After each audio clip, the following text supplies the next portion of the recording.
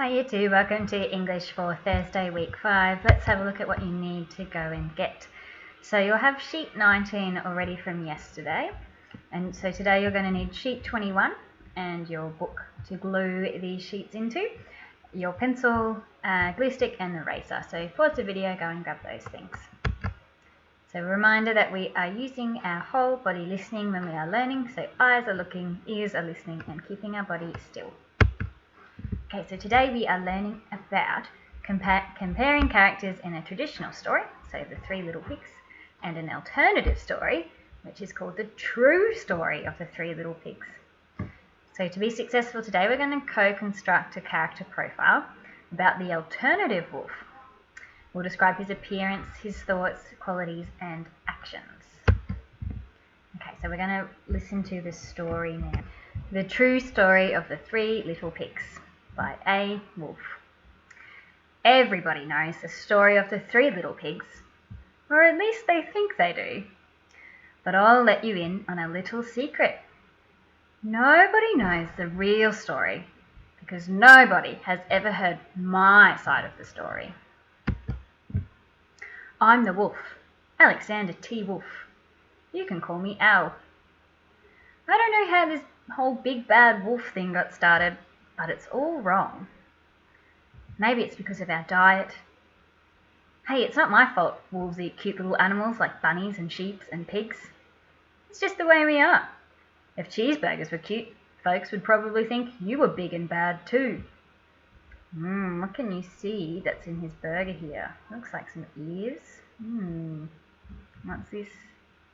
What's this? But like I was saying, the whole big bad wolf thing is all wrong. The real story is about a sneeze and a cup of sugar. This is the real story. Are you ready for the real story? Way back in Once Upon a Time, I was making a birthday cake for my dear old granny. I had a terrible sneezing cold. I ran out of sugar. Okay, so here's the sugar. What else is in the bowl?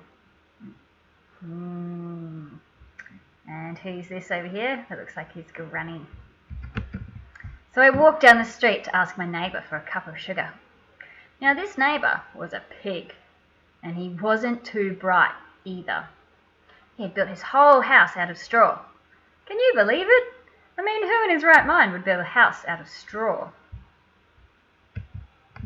So of course, the minute I knocked on the door, it fell right in. I didn't want to just walk into someone else's house, so I called, little pig, are you in? No answer. I was just about to go home without the cup of sugar for my dear old granny's birthday cake. That's when my nose started to itch. I felt a sneeze coming on. Well, I huffed and I snuffed and I sneezed a great sneeze. And you know what? That whole darn straw house fell down, and right in the middle of the pile of straw was the first little pig, dead as a doornail. He had been home the whole time. It seemed like a shame to leave a perfectly good ham dinner lying there in the straw, so I ate it up. Think of it as a big cheeseburger just lying there. I was feeling a little better, but I still didn't have my cup of sugar. So I went to the next neighbour's house. This neighbour was the first little pig's brother. He was a little smarter, but not much. He had built his house out of sticks. I rang the bell on the stick house. Nobody answered. I called, Mr. Pig, are you in? He yelled back, Go away, wolf, you can't come in. I'm shaving the hairs on my chinny chin. What do you think's going to happen next? I had just grabbed the doorknob when I felt another sneeze coming on. I huffed and I snuffed and I tried to cover my mouth, but I sneezed a great sneeze. And you're not going to believe it, but this guy's house fell down just like his brother's. When the dust cleared, there was the second little pig, dead as a doornail. Wolf's honour. Now you know food will spoil if you just leave it out in the open. So I did the only thing there was to do. I had dinner again. Think of it as a second helping. I was getting awfully full, but my cold was feeling a little better, and I still didn't have that cup of sugar for my dear old granny's birthday cake. So I went to the next house. This guy was the first and second little pig's brother.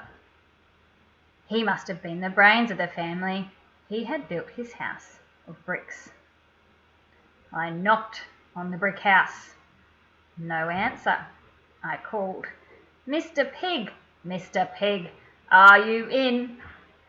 And do you know what that rude little porker answered? "Get out of here, Wolf! Don't bother me again." Talk about impolite. He probably had a whole sack full of sugar, and he wouldn't even give me one little cup for my dear sweet old granny's birthday cake. What a pig. I was just about to go home and maybe make a nice birthday card instead of a cake, when I felt my cold coming on. I huffed, and I snuffed, and I sneezed once again, and the third little pig yelled, "And your old granny can sit on a pin." Now, I'm usually a pretty calm fellow, but when somebody talks about my granny like that, I go a little crazy. When the cops drove up, of course, I was trying to break down this pig's door, and the whole time I was huffing and puffing and sneezing and making a real scene. Do you believe him? The rest, as they say, is history. The news reporters found out about the 2 pigs I had for dinner. They figured a sick guy going to borrow a cup of sugar didn't sound very exciting. So they jazzed up the story with all of that huff and puff and blow your house down, and they made me the big bad wolf. That's it. The real story. I was framed. But maybe you could loan me a cup of sugar. Okay, so do you believe the story of the 3 little pigs told from the wolf's perspective? Do you think that he was telling the truth? So let's have some questions about the story. So how is the wolf in the true story of the 3 little pigs different to the traditional character of the big bad wolf? How are they different? Have a little think there. I've got a little picture to help prompt you.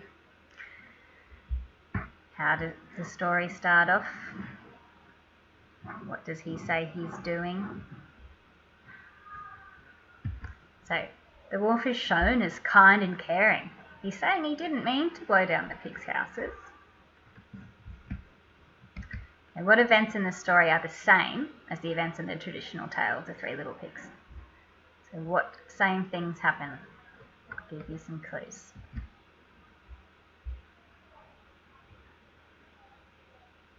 Okay, so looking at these pictures, what happens to these houses? What happens to this house?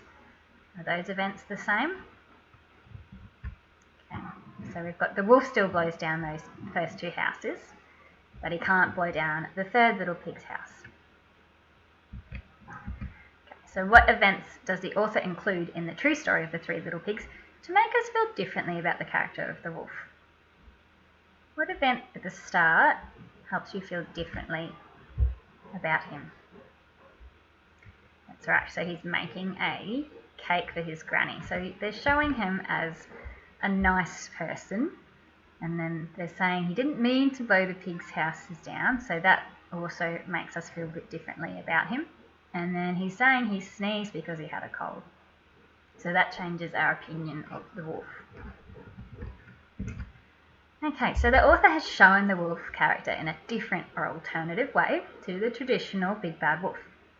Do you think the author wants us to believe that Alexander T. Wolfe is a kind and caring wolf and didn't mean to blow down the pigs' houses?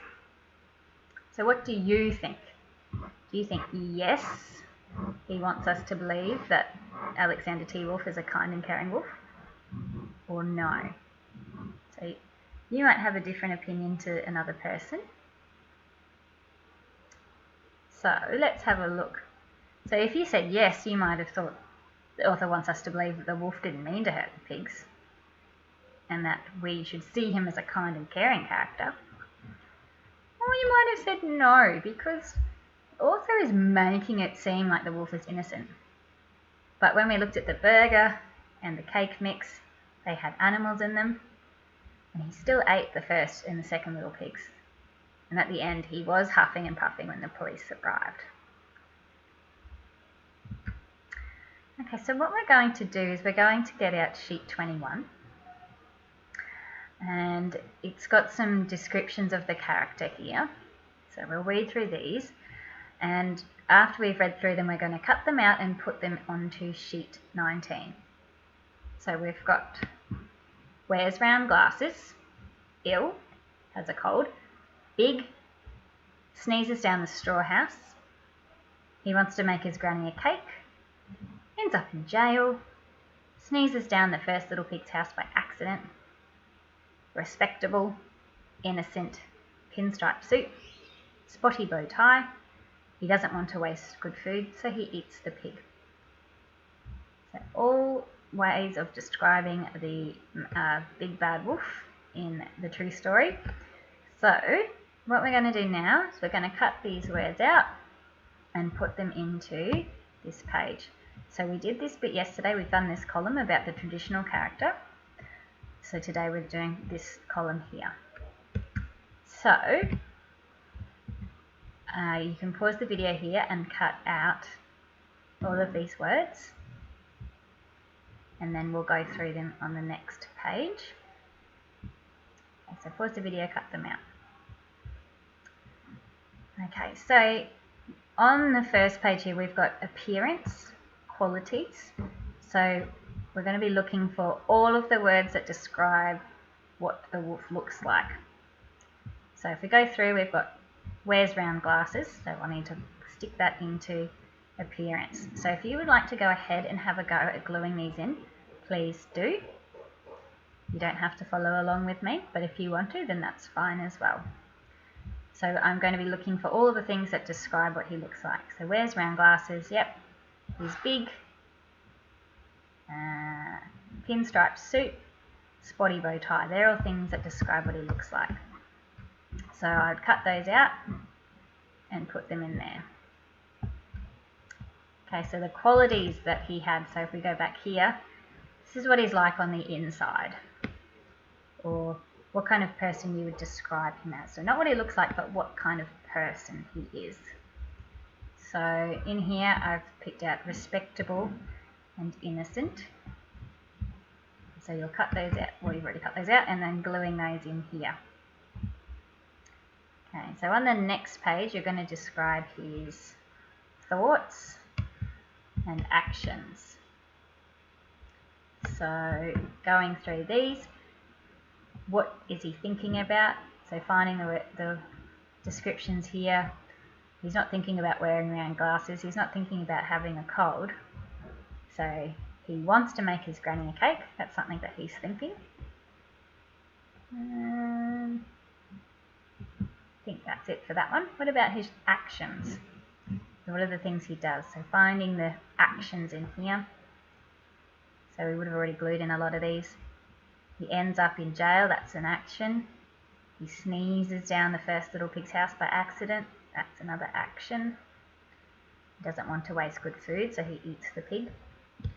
So this is what I've put mine in here. So he is ill, he has a cold as the other one that was there, and that makes him sneeze.